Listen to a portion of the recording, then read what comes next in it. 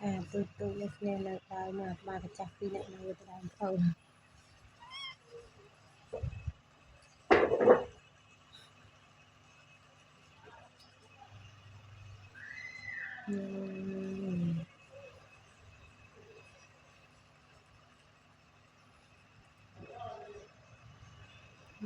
dia trong sa con pedaan punya ban ke mà bà phải chặt đi lại là không bớt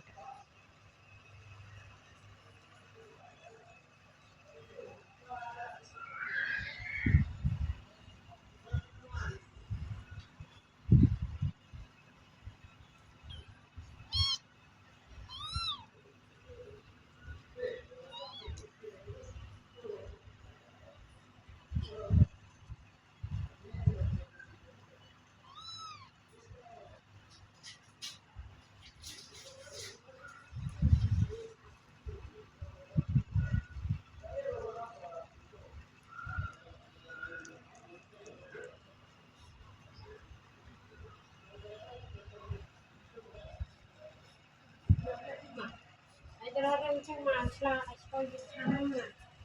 Kalau orang macam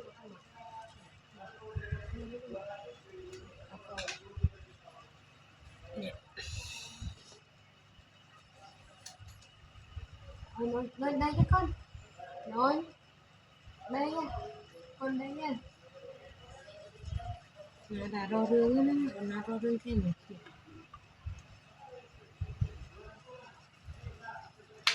Một sao mấy. một cái hơn này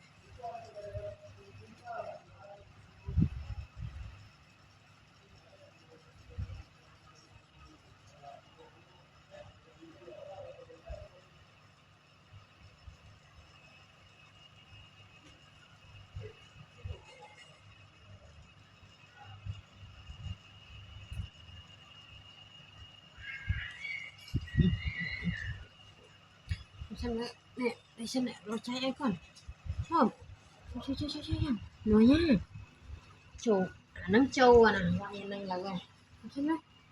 Nó cháy ao nè. Nè.